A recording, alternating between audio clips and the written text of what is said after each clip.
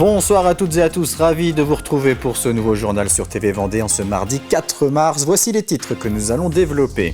Le procès de 8 jeunes s'est ouvert ce mardi au tribunal pour enfants de La Roche-sur-Yon. 8 mineurs comparaissent pour avoir mené une violente expédition punitive en novembre dernier. Comme beaucoup de communes en Vendée, celle d'Angles peine à trouver des professionnels de santé et notamment un dentiste et un médecin. Malgré les multiples tentatives du maire, les locaux pouvant les accueillir restent vides. Et puis nous rendrons visite au spécialiste de la musique rock Laurent Charliot, mais pour parler littérature, le journaliste, animateur, chroniqueur s'apprête en effet à sortir son premier roman. C'est une affaire qui a défrayé la chronique en fin d'année 2024. Dans la soirée du 16 novembre, un groupe de 10 jeunes a décidé de mener une expédition punitive à l'encontre de camarades qui les auraient insultés. Armés et cagoulés, ils se sont rendus dans plusieurs habitations à Dompierre-sur-Yon, La Ferrière et Faleron pour en découdre. Le procès de 8 jeunes mineurs s'est ouvert à huis clos ce mardi après-midi au tribunal pour enfants à La Roche-sur-Yon. On retrouve sur place Florian Bosniak.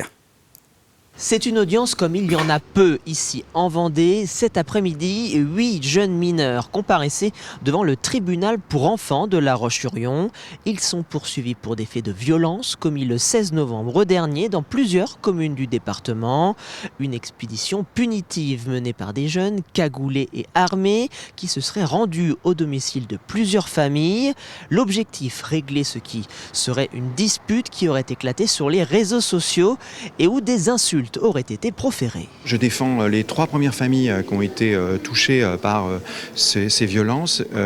Elles ont été d'abord sidérées, elles ont été complètement anéanties par le spectacle. Elles ont vu le niveau de violence verbale, le niveau de violence physique, psychologique qui a été atteint dans une sphère qui est celle de l'intime, puisque c'est celle de son propre domicile. Et puis après, elles se sont effectivement organisées pour faire en sorte que justice soit rendue. Après un rappel des faits par la présidente du tribunal, les auteurs sont entendus un à un pour évoquer leur personnalité. En fin d'après-midi, après plus de 4 heures d'audience, les avocats n'ont toujours pas pris la parole. Ce sont tout d'abord les plaidoiries des parties civiles qui sont attendues, puis il sera au tour du ministère public et de ses réquisitions. Place alors ensuite à la défense des auteurs avant que la présidente et ses 2 assesseurs ne se retirent. Vous l'avez donc compris, un jugement qui pourrait donc être prononcé dans la soirée, voire même repoussé en raison de la procédure. Pour rappel, un second volet de l'affaire ouvrira le 17 mars prochain, cette fois-ci en correctionnel, où les 2 derniers auteurs, cette fois-ci majeurs, seront entendus. Et précisons que les avocats de la défense n'ont pas souhaité s'exprimer avant la fin du procès. Nous reviendrons bien évidemment sur les conclusions de cette affaire dans nos prochaines éditions. Une nouvelle arrivée sur le Vendée Globe, celle de Fabrice Amédéo, dernier Français en course. Il a bouclé son 2e tour du monde cet après-midi en franchissant la ligne à 15h. Il termine à la 32e place après 114 jours en mer. Il a prévu d'embouquer le chenal à partir de 18h30. Vous pourrez voir les images de cette remontée ainsi que la réaction du skipper de Nexans WeWise dans nos éditions de demain mercredi. Fabrice Amédéo sera très certainement le dernier du classement de cette 10e édition. La ligne d'arrivée fermera en effet vendredi à 8h du matin et l'arrivée du dernier concurrent Denis Van Winberg est prévue ce week-end. Le Belge devrait donc terminer hors délai. Comment attirer des professionnels de santé dans sa commune? C'est la question que se posent de nombreux maires en Vendée. Diverses idées ou tentatives de solutions sont mises en place par les collectivités, mais souvent sans succès. C'est le cas par exemple à Angles, où un local est pourtant disponible pour accueillir un dentiste et un nouveau médecin. Depuis 2 ans maintenant, les Anglésiens doivent parcourir de longs trajets pour leurs soins dentaires. Reportage Léane Rousseau. Bien sûr. Devoir faire des kilomètres pour se soigner, les Anglésiens n'en peuvent plus. Des locaux médicaux pourtant disponibles, mais rien.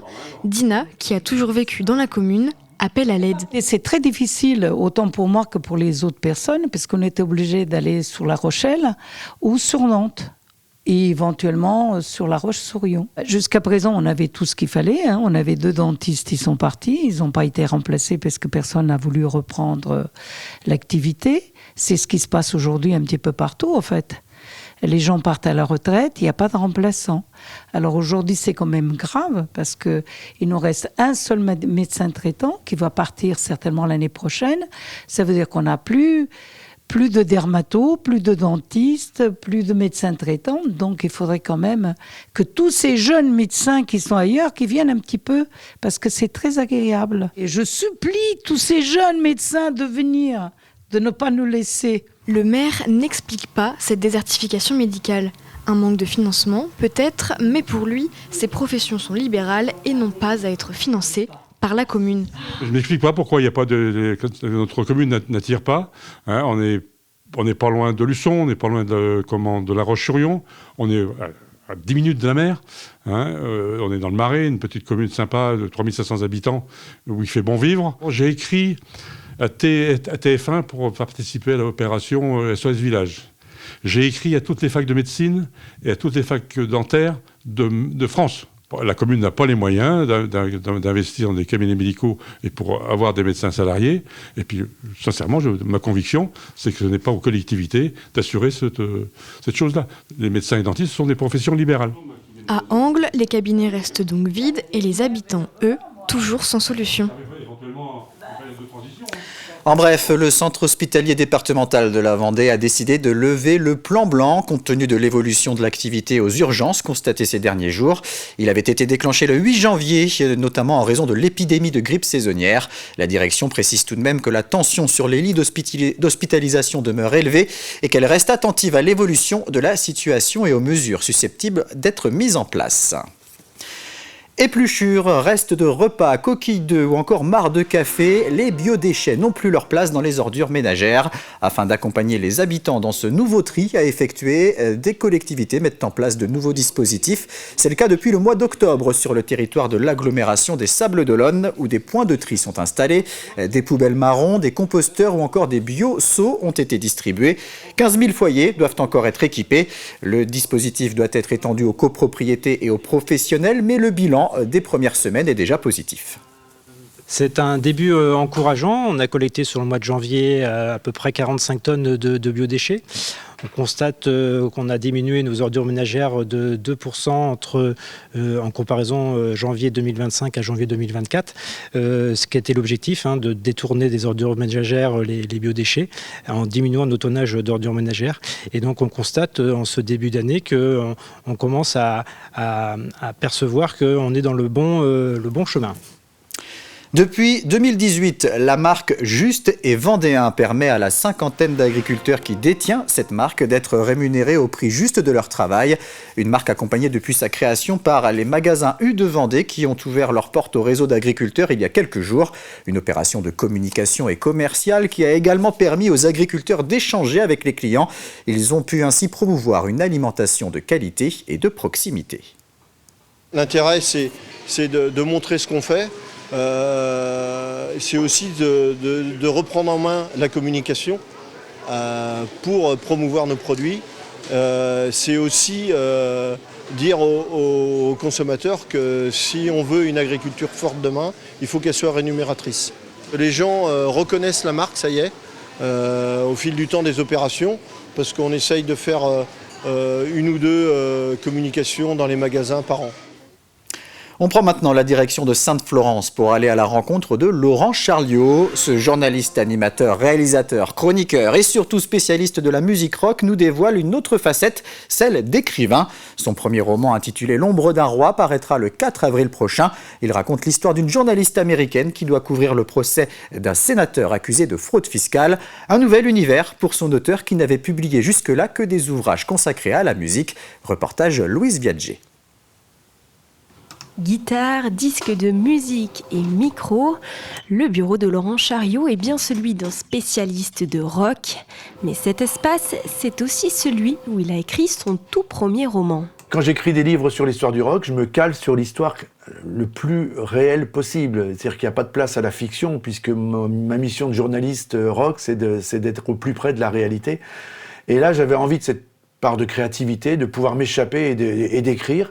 Donc c'est un challenge, c'est une écriture nouvelle et je l'ai repoussé longtemps parce que j'ai commencé un premier roman il y a une dizaine d'années, je l'ai abandonné parce que je le trouvais pas bien, me sentais pas capable. Laurent n'a pas lâché son idée, c'est finalement sur les conseils d'un ami qu'il se lance sérieusement dans l'écriture de L'ombre d'un roi, une fiction qui raconte l'histoire d'une journaliste du New York Times plongé dans le procès du sénateur Richardson. Je ne connais pas du tout le journalisme politique, je ne connaissais pas du tout les scènes de procès, puisque tout tourne autour d'un procès aux États-Unis. Il a fallu faire beaucoup de recherches. Mais j'avais ce point d'ancrage avec mon héroïne, qu'elle était journaliste, et donc dans sa méthode de recherche, dans sa méthode d'investigation, dans sa méthode de curiosité, en fait, il y a des choses que je connaissais déjà, et donc ça me permettait d'avancer un petit peu. Son roman sort le 4 avril, une date suivie d'une tournée de dédicaces en Vendée et en Loire-Atlantique. Rencontrer ses lecteurs, c'est un moment primordial pour cet écrivain mordu de musique. Un musicien, il compose seul dans son coin, certes, mais à un moment, il va vers le public, il va montrer son travail avec des concerts. L'écrivain, c'est vraiment différent, c'est-à-dire qu'on écrit tout seul, et puis après, on envoie des cartons et des caisses chez les libraires, sur les plateformes, mais on a peu de contact avec le lecteur, et puis on a des retours, mais on n'en a pas tant que ça. Au début, je prenais ça comme une corvée, et je me suis aperçu que c'était vraiment salvateur, parce que j'ai besoin de ça, j'ai besoin de rencontrer les gens, et puis d'avoir leur retour. Laurent Chariot ne compte pas s'arrêter là, un deuxième roman est déjà en cours d'écriture. Il ne faut jamais s'en faire et prendre la vie au jour le jour. C'est ainsi qu'Yvonne Cuban explique sa longévité. Elle a fêté ses 105 ans le 13 février dernier. Un anniversaire célébré en fin de semaine dernière à la résidence du Pont-Rouge, l'unité de soins longue durée du centre hospitalier départemental à La Roche-sur-Yon. Arrière-grand-mère depuis peu, elle n'a besoin d'aucun traitement médical pour rester en forme et est très appréciée du personnel de la résidence. C'est la fin de cette édition. Merci beaucoup de l'avoir suivi. Retour de l'actualité dès demain matin à partir de 7h dans la matinale avec Simon Felipeau. Très bonne soirée à tous sur TV Vendée.